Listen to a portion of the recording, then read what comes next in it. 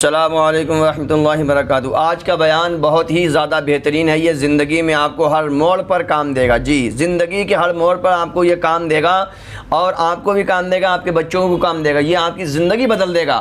آپ کو ہر پریشان، جب بھی آپ کی کوئی پریشانی، دشواری، دقت، الجھن، مصیبت آئے، یہ بیان سن لیجئے، انشاءاللہ آپ کو بہت ہمت ملے گی۔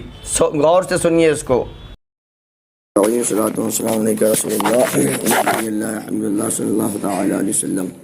رسول اکرم صلی اللہ تعالی علیہ وسلم نے ارشاد فرمایا، بے شک تمہارے نام ماں تمہاری شناخت کے مجھ پر پیش کیے جاتے ہیں۔ یعنی جو درود شریف پڑھتا ہے، پیارے آقا صلی اللہ علیہ وسلم اس کے بارے میں فرماتے ہیں کہ تمہارا درود میری بارگاہ میں تمہاری پوری پہچان کے ساتھ پیش کیا جاتا ہے، لہذا مجھ پر زیادہ سے زیادہ درود پاک پڑھو۔ اور پیارے آقا صلی اللہ علیہ وسلم نے فرمایا کہ جو مجھ پر زیادہ درود و سلام پڑھے گا وہ سب سے میرے قریب رہے گا۔ اب آئیے ہم آپ کو بتا رہے ہیں کہ منقول ہے کہ ایک بادشاہ نے اپنے وزیر سے کہا، مجھے کوئی ایسی تحریر دو کہ جب میں اسے غم کی حالت میں دیکھوں تو خوشی حاصل ہو، اور خوشی کی حالت میں دیکھوں تو مجھ پر غم طاری ہو جائے۔ ایسی کوئی ایک بات مجھے لکھ کر دو۔ تب وزیر نے، اس کے عقل مند وزیر نے اس کو ایک تحریر لکھ کے دی۔ اس میں لکھا تھا کہ یہ وقت بھی گزر جائے گا، یہ وقت بھی گزر جائے گا۔ یہ تحریر بادشاہ کے پاس موجود رہتی، اور جب بھی خوشی میں اسے دیکھتا تو یہ سوچ کر غم زدہ ہو جاتا کہ یہ خوشیوں کے دن ان قریب ختم ہو جائیں گے، اور اسی طرح جب غم کی کیفیت اس پہ طاری ہوتی تو اس تحریر کو پڑھتا تو یہ سوچ کر اس کا غم غلط ہو جاتا کہ ان قریب یہ غم کے بادل بھی چھٹ جائیں گے۔ تو ہمیں یہ جملہ یاد کر لینا چاہیے۔ اور زندگی میں آدمی کی پریشانیاں اور الجھنیں اور دقتیں آتی رہتی ہیں، مگر یہ کہ ان کو لے کے نہیں بیٹھنا چاہیے، اور یہ اپنے بچوں کو کاؤنسلنگ کرنی چاہیے، اور انہیں بتانا چاہیے کہ پریشانیاں اور غم اور خوشی اور غم یہ دن رات کی طرح ہیں، کبھی دن آتا ہے کبھی رات آتی ہے۔ سورج، امید کا سورج ڈوبتا ہے مگر ختم نہیں ہو جاتا ہے، اور ہمیں انہیں اپنے بچوں کو اپنے اور خود کو چیلنج سے لڑنے کے لیے تیار کرنا چاہیے، کیونکہ زندگی ہے یہ، اس میں امتحانات چلتے رہتے ہیں، پریشانیاں آتی ہیں، خوشیاں آتی ہیں۔ رب کائنات 30ویں پارے میں فرماتا ہے، ان مع العسر یسرا، ہر پریشانی کے بعد آسانی ہے، اور یہ 2 بار رب کائنات نے قرآن شریف میں فرمایا ہے، اور بھی اس کی جگہ یہ 30ویں پارے میں 2 بار ہے کہ بے شک پریشانی کے بعد آسانی ہے۔ تو اگر ہمارے بزرگوں نے بھی فرمایا ہم پر کوئی پریشانی آتی ہے، وہ ہمیں ہلاک کرنے کے لیے نہیں بلکہ وہ ہمیں سکھانے کے لیے آتی ہے، ہمیں کچھ نہ کچھ سبق دینے کے لیے آتی ہے۔ کبھی ہوتا ہے کہ بندے کا قد اتنا بڑا ہوتا ہے اور رب کائنات اتنا بڑا کرنا چاہتا ہے، تو پھر اس کے لیے کوئی نہ کوئی چیلنج کھڑا کر دیتا ہے کہ بندہ اس پریشانی میں رہتا ہے، صبر کرتا ہے، اور رب کائنات اس صبر کے بدلے اس کا مقام، اس کا قد اونچا کر دیتا ہے۔ تو یاد رکھیں، جب بھی کوئی ہمیں پریشانی آتی ہے وہ ہمیں پریشان کرنے کے لیے نہیں بلکہ کچھ نہ کچھ وہ ہمیں ترقی کرنے کے لیے آتی ہے، یا ہمیں کچھ سکھانے کے لیے آتی ہے، یا کہیں آگے مقام بڑھانے کے لیے آتی ہے۔ آدمی پر پریشانیاں آتی رہتی ہیں اور وہ دعا کرتا رہتا ہے، صبر کرتا رہتا ہے، تو رب کائنات اس صبر کے بدلے میں اس کو بہت مقام عطا فرماتا ہے۔ یہاں تک ہے حدیث شریف میں کہ جب بندہ جنت میں جائے گا اور اس کو بہت مقام ملیں گے، رب کائنات سے عرض کرے گا، یا اللہ میرا اتنا تو کوئی عبادت ہے نہیں، یہ ایسے مقام کہاں سے ملے؟ رب کائنات فرمائے گا کہ ہم نے تمہیں دنیا میں پریشان رکھا، تم نے اس پریشانیوں پہ صبر کیا، تو ہم نے ان صبر کے بدلے میں تمہاری یہاں پر نیکیاں اور درجات بلند فرمائے۔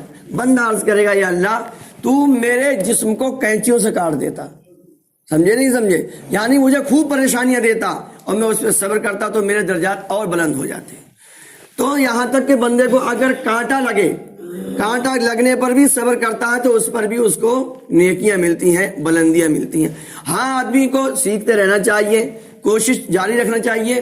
مصیبت آئی ہے تو یہ نہیں کہ مصیبت آ گئی، ہائے نہیں، اس مصیبت کا حل کیا ہے، حل تلاش کرنا چاہیے، اور اس ڈیزاسٹر سے آدمی کو نکلنا چاہیے۔ کوئی بھی ایسی چیز نہیں ہے جس کا رب کائنات نے حل نہ پیدا فرمائے، اور آدمی کو یہ سوچنا چاہیے میرا رب بہت بڑا ہے، ہم نماز پڑھتے ہیں اللہ اکبر، میرا رب بہت بڑا ہے، اور یہ پریشانی کتنی بھی پریشانی آ جائے میری رب کے سامنے تو کوئی اس کی حیثیت نہیں ہے، کتنی بھی پریشانی آ جائے میرے رب کے سامنے اور میری رب کی حکمتوں کے سامنے تو اس کی کوئی اہمیت نہیں ہے۔ لہٰذا ہم کو، اور رب کائنات ارشاد فرماتا ہے قرآن شریف میں، ترجمہ اس کا یہ ہے، اور ضرور ہم صبر کرنے والوں کو ان کا صلہ دیں گے، صبر کرنے والوں کو ان کا صلہ دیں گے، اور جو ان کے سب سے اچھے کام کے قابل ہو۔ اور رب کائنات چوتھے پارے میں فرماتا ہے واللہ یحب الصابرین، اور اللہ صبر والوں کو چاہتا ہے، صبر والے اللہ کو محبوب ہیں۔ تو صبر کا مطلب یہ ہے کہ اللہ پاک اس وقت کو بھی ٹال دے گا، یہ نہیں ہائے دے کیا ہو گیا، بتا نہیں رہا ہے مگر دل ہی دل میں کر رہا ہے، اس کو کہتے ہیں برداشت کرنا۔ برداشت کا حکم نہیں ہے، حکم ہے صبر کا۔ صبر کا مطلب یہ ہے کہ مجھے جو بھی پریشانی ہے اس میں کوئی نہ کوئی حکمت بھی ہوگی، اور اللہ اس کو بہت جلد ختم فرما دے گا، پھر خوشیوں کے دن آ جائیں گے۔ جس رب کائنات نے یہ عطا فرمایا ہے وہ خوشیاں بھی عطا فرمائے گا۔ تو ہم اصل میں کیا کرتے ہوتے ہیں، گھٹ رہے ہوتے ہیں اندر ہی اندر، یا تو ہم شکایت کرنا شروع کر دیتے ہیں یا پھر اندر ہی اندر گھٹ نہیں رہنا چاہیے، بلکہ خوشی کے ساتھ جو اللہ نے دیا ہے اسے قبول کرنا چاہیے، اور یہ یاد رکھنا چاہیے کہ یہ بھی انشاءاللہ وقت کٹ جائے گا۔ یہ ہوتا ہے صبر۔ تو رب کائنات فرماتا ہے وَاصْبِرُوا إِنَّ اللَّهَ مَعَ الصَّابِرِينَ، صبر کرو بے شک اللہ صبر والوں کے ساتھ ہے۔ اب اتنی بڑی بات یہ ہونا نا کہ اللہ صبر والوں کے ساتھ ہے، تو اس سے بڑی ایک مومن کے لیے کوئی اچیومنٹ ہو ہی نہیں سکتی ہے کہ اگر ہمارے ساتھ کوئی محلے کا کوئی بڑا نیتا یا کوئی مکھ منتری پردھان منتری سمجھ لو، تو آدمی کا کانفیڈنس کتنا لیول ہائی ہوتا ہے، آتم وشواس کتنا اونچا ہوتا ہے۔ پھر اللہ کی رحمتیں ہمارے ساتھ ہوں، پھر ہمیں گھٹن کی پریشانی کی ضرورت کیا ہے۔ رب کائنات کی بارگاہ میں دعا ہے کہ رب کائنات ہمیں پریشانیوں سے نکلنے، ان پر صبر کرنے کی اور ہمیں توفیق عطا فرمائے، اور جو بھی ہمارے پاس سچویشن آئے ہمیں اس کو ایکسپٹ اور قبول کرنے کی رب کائنات توفیق عطا فرمائے۔ یہ اصل میں نعمت ہے۔ اصل میں بندہ سمجھتا کیا ہے، دیکھیے رزق کی بہت زیادہ قسمیں ہیں۔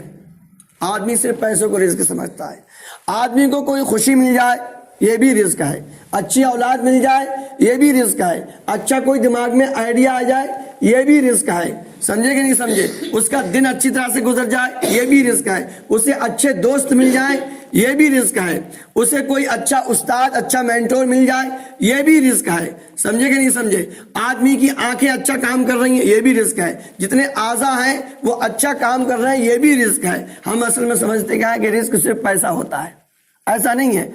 ہر وہ چیز جو ہمیں خوشی دے، ہر وہ چیز جو ہمیں آگے بڑھائے وہ رزق ہے۔ اب سوچتے رہیے اور اللہ کا شکر ادا کرتے رہیے۔ اگر ہمارا سب کچھ میرے دوستوں بہت ہی خراب عالم ہے، آنکھیں کام کر رہی ہیں، یہ اللہ کی نعمت ہے۔ اصل میں ہوتا کیا ہے، ہماری ایک چیز اگر جاتی ہے اور جو نعمتیں ہوتی ہیں ہم اسے انجوائے کرنا بھی بھول جاتے ہیں، ہم اسی کے ایک پیچھے پڑ جاتے ہیں۔ تو ہمیں یہ دیکھنا چاہیے کہ ہماری آنکھیں بھی کام کر رہی ہیں، دل گردے بھی کام کر رہے ہیں، ہمارے جسم میں بلڈ بھی چل رہا ہے، سب کچھ بہتر ہے، سب کچھ اچھا ہے۔ اگر کوئی ایک نعمت میں کمی آ رہی ہے تو انشاءاللہ رب کائنات اسے بھی پورا فرما دے گا۔ بس صبر کرتے رہنا چاہیے۔ اللہم صلی علی سیدنا و مولانا محمد معاذ الود والکرم علیہ کرام علیہ کریم دارک وسلم صلاۃ و سلام علیک رسول اللہ نبی رحمی اللہ۔ اللهم ربنا آتنا في الدنيا حسنة وفي الآخرة حسنة وقنا عذاب النار۔ یا رب کائنات پاک پروردگار عالم پیارے آقا صلی اللہ علیہ وسلم کے صدقے میں ہماری نماز عبادت قبول و منظور فرما، خطا خامیوں کو معاف فرما۔ مولا ہمیں زندگی بھر کام کرنے، دین کا کام کرنے کی توفیق عطا فرما۔ یا رب کائنات زندگی بھر ہمیں تو میں ہوں کبیر احمد قادری الحسان، امام جامع مسجد دہلی، خیالہ 830۔ آپ یہ بیان سن رہے تھے مائی امام یوٹیوب چینل پر۔ آپ اس کو زیادہ سے زیادہ سبسکرائب کریں، شیئر کریں، اور آپ کو یہ بیان کیسا لگا ہمیں لکھ کے بتائیے۔ اور آپ ہم سے قرآن شریف اردو وغیرہ بھی سیکھ سکتے ہیں، ہم روزانہ کوئی نہ کوئی ویڈیو ڈال رہے ہیں اسلامی تعلیم کی۔ آپ اس کو شیئر کیجئے، انشاءاللہ یہ چینل آپ کی زندگی چینج کر دے گا۔ السلام علیکم ورحمۃ اللہ وبرکاتہ۔